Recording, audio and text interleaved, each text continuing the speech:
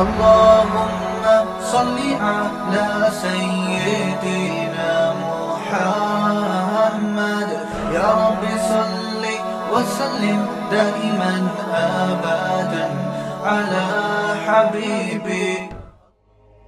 تبھی تو قرآن کہہ رہا ہے فَلَنُحْيِيَنَّهُ حَيَاةً طَيِّبًا، جو میرے دین پہ چلے گا اس کو میں پاکیزہ، طیب کہتے ہیں مرغوب اور پاکیزہ.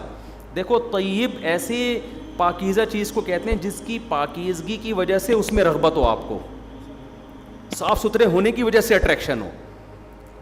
شراب میں بھی اٹریکشن ہے شرابیوں کے لیے، لیکن وہ طیب نہیں ہے.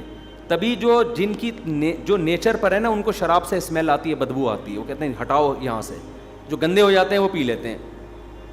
تو طیب کا مطلب کیا ہے؟ فَلَنُحْيِيَنَّهُ حَيَاةً طَيِّبًا. اللہ کہتے ہیں ایسی زندگی دوں گا جو اٹریکٹیو ہوگی اور پاکیزہ. اس کی پاکیزگی میں لذت ہے. جیسے انسان میلا کچیلا ہو اور ایک دم نہا کے صاف ستھرا ہو، کیسا سکون محسوس ہوتا ہے. تو گناہوں سے توبہ کر کے، برائیوں سے توبہ کر کے، شریعت پہ چل کے، اللہ کہتے ہیں اس کو بھی ایسا ہی سکون محسوس ہوگا جیسے صاف ستھرا ہو گیا. تو خیر میں جلدی سے آیت کو سمیٹتا ہوں. اللہ کہتے ہیں یہ جو لذتیں میں تمہیں دے رہا ہوں کہ رج کے کھاؤ اتنے پھل، جو دن کے درخت پھلوں سے لدے ہوئے ہوں گے. اللہ چاہتے پیٹیوں میں بھی آم پیدا کر سکتے تھے نا جنت میں. کیا خیال ہے بھائی؟ اللہ چاہتے فریج رکھ دیتے بہت بڑا کہ اس کو کھولو، اس میں آلو بخارا بھی رکھا ہے، خربوزہ بھی رکھا ہے، آم بھی رکھا ہے، اور یہ کچن ہے اس میں سموسہ بھی رکھا ہے، پکوڑا بھی رکھا ہے. نا نا نا نا، ایسے وہ لذت نہیں ہے جو میں نے بارہا یہ تجربہ کیا ہے. آپ امرود خرید کے کھائیں، زیادہ نہیں کھا سکتے. باغات میں چلے جاؤ، پتہ نہیں کتنے کھا لیتا ہے. پچھلے سال میں ایک امرود کے باغ میں گیا، میں سارا دن امرود ہی کھاتا رہا ہوں. ایک عجیب لذت آتی ہے اس میں، توڑ کے کھاتا رہتا ہے انسان، اور عجیب اس میں لذت ہوتی ہے. آپ خرید کے کھائیں، نہیں کھا سکتے زیادہ. تو درخت میں جو پھل لٹکا ہوا ہوتا ہے نا، سیب کے باغات میں ہم 8-10 سال پہلے گئے، وہاں ہم اور بھی دوست تھے. اگر میں اکیلا ہوتا تو میں سمجھتا شاید میں کو پیٹوں ہوں. اور بھی ہمارے ساتھ دوست تھے، سارے سیب اتنے کھائے ہم نے، اتنے کھائے. یہ ایک الگ لذت ہے. باغات میں جو پھل لدے ہوئے ہوتے ہیں اس میں ایک الگ اٹریکشن ہوتی ہے. تو اللہ کہتے ہیں تم نے جو ماضی میں اعمال کیے ہیں نا، وہ اتنے اچھے کیے ہیں، ان اچھوں کی وجہ سے اب تم یہاں کیا کرو؟ عیاشی. تو کیا وہ اچھے اعمال ہیں بھائی جو جس کی وجہ سے اللہ اتنا خوش ہو جاتا ہے؟ وہ کیا اچھے اعمال ہیں؟ تو وہ اچھے اعمال میں بیسک کیا ہے؟ برائیوں سے بچنا. اسی کو اچھا عمل کہا ہے. سمجھتے ہو کہ نہیں سمجھتے؟ فحش فلمیں دیکھنا چھوڑ دے انسان، یہ برائی ہے. بد نظری کرنا چھوڑ دے، زنا کرنا چھوڑ دے،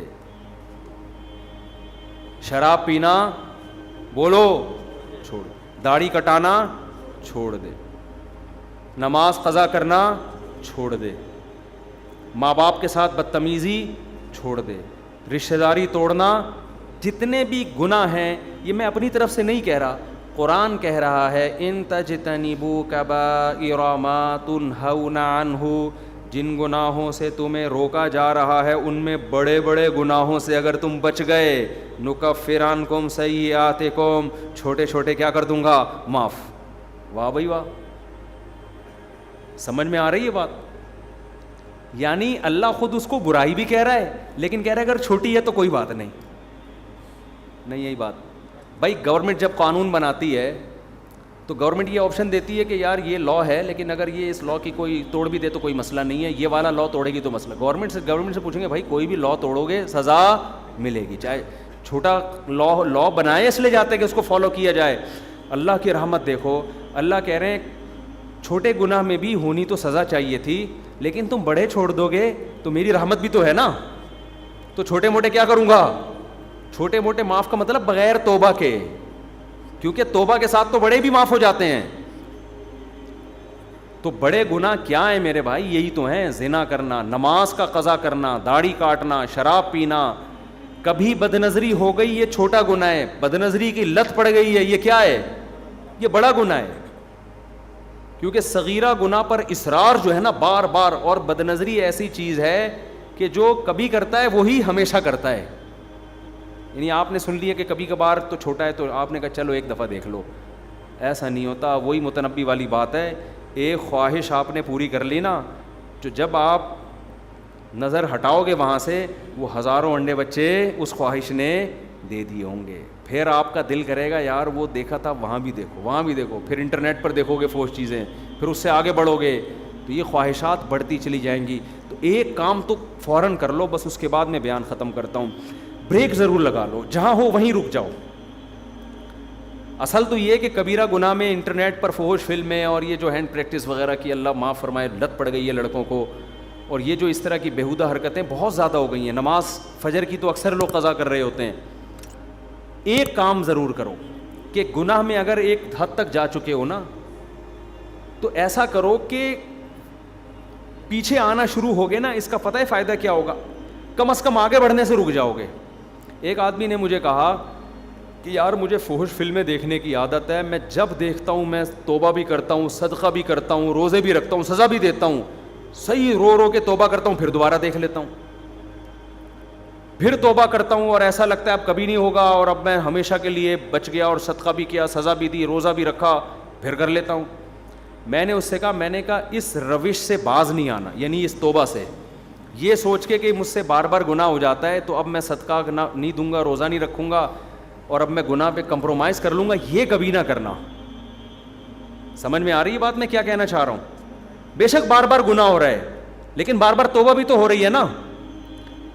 ٹھیک ہے گناہ چھوٹ نہیں رہا, یہ غلط ہے, اصل تو یہ کہ چھوڑو اس کو. لیکن میں نے کہا اگر یہ کہہ کے توبہ یا صدقہ یا سزا دینا چھوڑ دی نا, تو پھر اس سے آگے جاؤ گے. ابھی اس سزا کی وجہ سے وہیں بریک لگی ہوئی ہے آپ کی. شیطان پتہ ہے کیا کہتا ہے؟ شیطان کہتا ہے تو نے 20 دفعہ توبہ کی ہے, 20 دفعہ اپنے آپ کو سزا بھی دے چکا ہے, روزہ رکھ کے یا صدقہ کر کے, جو بھی سزا انسان اپنے لیے متعین کرے, اور پھر بھی ہو رہا ہے تو چھوڑ یار, کرتا رہ اب یہ بیٹھ کے. یہ شیطان کا بڑا حربہ ہوتا ہے, کیونکہ یاد رکھو آپ نے خواہش پوری کر لی, یہ خواہش یہاں رکے گی نہیں, نا, یہ آپ کو آگے بڑھائے گی, زنا کی طرف لے کے جائے گی. یہ دماغ سے نکال دو کہ یہیں بریکیں لگیں گی. یہ جتنے بڑے بڑے دنیا میں عیاش اور کبیرہ گناہوں کے مرتکب ہیں, یہ پہلے چھوٹے گناہ کرتے ہیں, پھر یہاں تک پہنچتے ہیں. اچانک بڑے ڈاکو جو ہوتا ہے نا, جو بینکوں کو لوٹ رہا ہے اور ہزار گز کے بنگلوں میں ڈاکو بنا ہوا ہے, یہ پہلے مسجدوں سے چپل چراتے ہیں, یہاں سے شروع کرتے ہیں. انڈیکیٹر لے کے نکل لیے کسی بائک کا, کسی کی جیب سے 50 روپے نکال لیے, اماں کے پرس سے 50 روپے نکال دیے, ابا کی پینٹ سے 20 روپے نکال لیے. یہاں سے ہوتے ہوتے آہستہ آہستہ کانفیڈنس پیدا ہوتے ہوتے پھر بڑے بڑے بنگلوں کو لوٹتے ہیں. یہ کوئی ایسا نہیں ہوتا بالغ ہوتے ہی ایک دم کسی بلڈنگ میں ڈاکہ مارے, ایسا نہیں ہوتا. اگر آپ نے گناہ سے توبہ نہیں کی اور اپنے اوپر جرمانہ دے کے, اور پھر میں نے کہا بھائی جب آپ کو یہ فحش فلموں کی عادت پڑ چکی ہے تو نیٹ استعمال نہ کرو میرے بھائی. آپ کمرہ بند کر کے نہ بیٹھو, ایسی جگہ کمپیوٹر نہ رکھو جہاں تنہائی ہوتی ہے. بہت ساری چیزیں ہیں, اور بھی اس کے بہت نسخے ہیں, طریقے ہیں, ابھی میں اس کی ڈیٹیل میں نہیں جا رہا. تبلیغ میں وقت لگاؤ 4 مہینے کے لیے, تاکہ ایک طویل عرصے تک جب اس سے دور رہو گے تو دور رہنے کی عادت, جیسے گناہ کرتے کرتے کرنے کی عادت ہوتی ہے, دور رہتے رہتے رہنے. ایک صاحب نے مجھے بتایا میں 4 مہینے کے لیے گیا اور میری یہ عادت بالکل چھوٹ گئی تھی, واپس آیا پھر مجھ پر اتنا غلبہ ہوا میں نے پھر یہ گناہ کر لیا. اب وہ مایوس ہو گیا, یار 4 مہینے لگانے کا بھی کوئی فائدہ نہیں. میں نے کہا نا, یہ 4 مہینے تک اتنا دور رہے ہو نا, تو یہ شیطان نے بہت تمہارے دل میں وہ جمع کر دیا تھا ایک گناہ کا جذبہ. وہ اس سے کبھی بھی یہ نہ کہنا کہ 4 مہینے کا فائدہ نہیں ہوا, ہو گیا فوراً توبہ کرو, چلے کے لیے نکل جاؤ, لڑو بھائی. ہتھیار ڈال دیے تو جہنم کی آگ ہے, لڑتے رہے تو شاید اللہ بخش دے گا. نہیں آئی بات میرا خیال ہے, لڑتے لڑتے مر گئے نا, بخشش کا چانس ہے, اللہ کہے گا اپنی طرف سے پوری کوشش کر رہا تھا, یہ کچھ اللہ بھی تو کرے گا نا. لیکن اگر ہتھیار ڈال دیے بھائی میرا کام نہیں ہے, میں نہیں چھوڑ سکتا, اس کا مطلب آپ آگ میں جلنے پر راضی ہو گئے ہو. تو اللہ کہتا ہے انلزمکموہا وانتم لہا کارہون, تم بخشش نہیں چاہتے, مجھ سے امیدیں لگاتے ہو کہ میں بخش دوں گا, ایسا نہیں ہوتا. تم جب جہنم پہ راضی ہو. ہمارے اسکول میں ایک استانی صاحبہ تھیں, انہوں نے ایک واقعہ ہمیں سنایا. وہ واقعہ تو کوئی مستند نہیں ہے, لیکن مجھے وہ واقعہ یاد رہ گیا, بہت پرانی بات ہے. اچھا وہ ہماری ٹیچر بھی بڑی لبرل قسم کی تھیں, وہ پردہ وردہ بھی نہیں کرتی تھیں, بہت ہی لبرل, لیکن کچھ ہوتے دنیا دار ہیں, لیکن ایسی کوئی سبق کی بات کہہ کے چلے جاتے ہیں, وہ انسٹال ہو جاتی ہے دماغ میں. انہوں نے واقعہ سنایا, یہ واقعہ کوئی مستند نہیں ہے, میں نے کسی مستند کتاب میں نہیں پڑھا, لیکن اس سے جو سبق مل رہا ہے نا, وہ سبق کیا ہے؟ وہ سبق بالکل ٹھیک ہے. تو میں اس نیت سے سنا رہا ہوں کہ واقعہ ہو سکتا ہے ہو بھی, ہمارا علم ایسا تو نہیں ہے کہ ساری کائنات کا ہمیں علم ہے, ہو سکتا ہے وہ کسی مستند کتاب میں, مستند روایت میں. تو انہوں نے کہا کہ ایک عورت سے کوئی گناہ ہو گیا, بدکاری ہو گئی. وہ موسیٰ علیہ السلام کے پاس آئی اور کہنے لگی کہ مجھ سے ایک بہت بڑا جرم ہو گیا ہے, آپ اللہ سے پوچھ کے بتاؤ کہ کیا میرا وہ جرم معاف ہو جائے گا اگر میں سچے دل سے توبہ کروں اور دوبارہ کبھی اس گناہ کے قریب نہ جاؤں. تو موسیٰ علیہ السلام نے کوہ طور پہ اللہ سے پوچھا, تو اللہ نے کہا کہ ہاں اس عورت کو بول دو کہ اگر سچی توبہ کر لی اور دوبارہ کبھی کرنے کا ارادہ نہیں ہے تو معاف. اچھا, اس عورت نے گناہ نہیں بتایا کہ کیا ہوا. اس عورت نے کہا موسیٰ علیہ السلام سے کہ چھوٹا گناہ نہیں ہے, بہت بڑا گناہ ہے, دیکھ لو, اللہ سے دوبارہ پوچھو, شاید آپ کو بات سمجھ میں آئی نہیں ہے, چھوٹا موٹا نہیں ہے. یعنی وہ عورت بھی حیرت تھی, اتنا بڑا گناہ کیسے معاف ہو جائے گا بھائی, تو اللہ سے دوبارہ پوچھو. تو موسیٰ علیہ السلام نے دوبارہ پوچھا, اللہ نے کہا معاف کر دوں گا اگر یہ سچے دل سے توبہ کر لے. پھر آئے تو اس عورت نے پھر کہا دوبارہ پوچھیں, چھوٹا گناہ نہیں ہے. اب دیکھو اللہ معاف کرنا چاہ رہا ہے اور ان کو کیا ہو رہی ہے, تکلیف ہو رہی ہے, ان کو تکلیف ہو رہی. موسیٰ دوبارہ پوچھ کے آؤ. موسیٰ علیہ السلام دوبارہ پوچھ کے, اللہ نے کہا بول دیا بھائی جتنا بھی بڑا گناہ ہو, سچی توبہ کر لی, آئندہ نہ کرنے کا عزم معاف. جب تیسری دفعہ پوچھ کے آئے, اس عورت نے کہا زنا ہوا ہے مجھ سے, بدکاری ہوئی ہے, یہ کیسے معاف ہوگا, دوبارہ پوچھ کے آؤ. اب یعنی اس عورت نے کہا پورا میں گناہ کا بتا کے بتاؤں نا, ایسے شاید ان کی سمجھ میں نہیں آ رہا ہے. تو موسیٰ علیہ السلام اللہ کے پاس گئے, وہ کہہ رہی بدکاری ہوئی ہے. اللہ نے کہا اب نہیں معاف کروں گا میں, اب میں اس کو معاف نہیں کروں.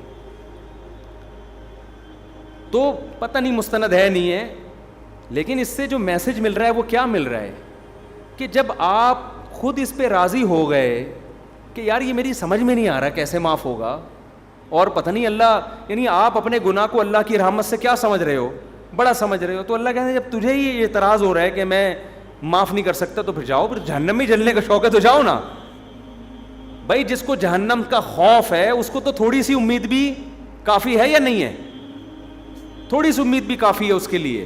یار تھوڑی سی بھی کہیں سے سرا مل جائے نا, تو اسی سرے کو ہم تو بچنا ہے جہنم سے. چاہے بار بار گناہ ہو رہا ہے بھائی, اللہ سے کہنا ہے ہم نہیں جا سکتے, ہمیں نہیں چاہیے جہنم, چاہے میرے سے 100 دفعہ ہو, معاف کرنا ہے تجھے, صحیح ہے نا, ہم نہیں, ہمیں سے برداشت نہیں ہوتا. تبھی تو حدیث میں آتا ہے کہ اللہ سے یوں نہ دعا کرو اے اللہ تو چاہے تو معاف کر دے, چاہے تو معاف نہ کرے, تو چاہے تو میری دعا قبول کر لے. تو کہا کہ اللہ جو چاہے گا وہی ہوگا. ہم نے دعا میں اللہ سے مانگنی, اللہ تو نے یہ کام کرنا ہے, باقی اللہ تو کرے گا وہی جو اس کی چاہ. لیکن بھائی ہم یہ نہیں کہہ سکتے اے اللہ ایکچولی میں چاہتا تو ہوں جہنم سے بچنا, تو اگر چاہے تو مجھے بچا لے جہنم سے. یہ عبدیت کے خلاف ہے. اللہ نہیں بھائی, ہم نہیں جہنم میں جا سکتے. ہم اگر بار بار گناہ ہم سے ہو رہا ہے, شیطان مروا رہا ہے, ہمیں کروا رہا ہے, ہمارا بیڑا غرق کر رہا ہے, ہم ندامت ہوتی ہے یار یہ کیا ہو گیا, ہم سے معافی چاہیے موت سے پہلے پہلے, کیونکہ موت کا کچھ پتہ نہیں ہے. گناہ ہو گیا فوراً توبہ کی طرف دوڑو بھائی, موت سے پہلے ہاتھ اٹھانے کی توفیق مل جائے, بڑی نعمت ہے اللہ کی. کیونکہ اللہ جیسے گناہ سے ناراض ہوتا ہے تو گناہ سے توبہ کرنے پر خوش بھی تو ہوتا ہے نا. یہ نظام عدل تھوڑی ہے کہ جب گناہ ہوا تو سزا دے رہا ہے اور جب گناہ کی معافی مانگ رہے ہو تو پھر جزا نہیں دے رہا. وہ کہے گا بھائی جیسے گناہ پہ عذاب دیتا ہوں ایسے ہی توبہ ایک نیکی ہے, اس توبہ پہ کیا کرتا ہوں میں, خوش بھی تو ہوتا ہوں میں. ہمارے ایک دوست تھے بچپن میں, ان کو شراب کی اور الٹی سیدھی چیزوں کی عادت پڑ گئی. ان کو میں کسی خانقاہ میں لے گیا, حضرت حکیم اختر صاحب رحمہ اللہ تعالیٰ بڑے بزرگ تھے, زندہ تھے, ان کے پاس میں لے گیا. میں نے ان سے اس کو بیعت کروا دیا. اب وہ ایک دن آیا میرے پاس, کہہ رہا ہے یار میں بیعت ہو گیا, بڑا فائدہ ہو, لیکن پھر مجھ سے گناہ ہو جاتا ہے اور بار بار توبہ کرتا ہوں, اب تو مجھے توبہ کرتے ہوئے شرم آ رہی ہے. توبہ کرتے ہوئے کیا آ رہی ہے, شرم آ رہی ہے کہ اللہ بھی کہے گا یہ کل توبہ کر کے گیا تھا, رو رو کے ایسے گڑ گڑا جیسے سے زیادہ نیک دنیا میں کوئی ہے ہی نہیں, ٹھیک ہے نا. اگلے دن پھر بدماشی کر کے آ رہا ہے. تو وہ گٹکا بھی کھاتا تھا. گٹکا اس وقت میرا خیال ہے ایجاد نہیں ہوا تھا. سگریٹ, پان, نسوار, چرس, جو نشہ نہیں کر رہا تھا نا وہ نشہ تھا جس کے اس کے پاس پیسے نہیں ہوتے تھے, باقی ساری چیزیں کر رہا تھا وہ. اور اس کو ہدایت بھی کیسے ملی, توبہ کی توفیق. توبہ کی توفیق ایسے ملی, کسی قادیانی نے اس کو لندن کے ویزے کی لالچ دے کے قادیانی بنانے لگا تھا اس کو. اچھا ہم سے آ کے قادیانیوں کے فیور میں بات کرتا تھا. میں اسے سمجھاتا تھا بھائی مرزا غلام احمد قادیانی جھوٹا نبی ہے, ایمان کیوں بیچ رہا ہے تو ہمارا, کیونکہ دوست تھا نا, اس کو ہم سمجھا رہے یار تو شراب کباب سے اب یہاں بھی تو ایمان بیچ رہا ہے, کیا کر رہا ہے. اتنی بحث ہوتی, نہیں بات سمجھ میں آتی. ایک دن آیا میرے پاس, میں جمعرات کو نا میری چھٹی ہوتی تھی مدرسے کی, میں گھر آتا تھا تو وہ ملنے کے لیے آ گیا. مجھے کہتا ہے آپ سے ضروری بات ہے. اندھیرے میں لے گیا, وہاں پیچھے کہیں جو ہے نا وہ نئی آبادی بن رہی تھی, وہاں نئی نئی سڑکیں بچھی تھی, آبادی وہاں اندھیرے میں لے گیا. کہہ رہا بھائی میں توبہ کرتا ہوں قادیانیت سے, احمدیت سے, میری توبہ.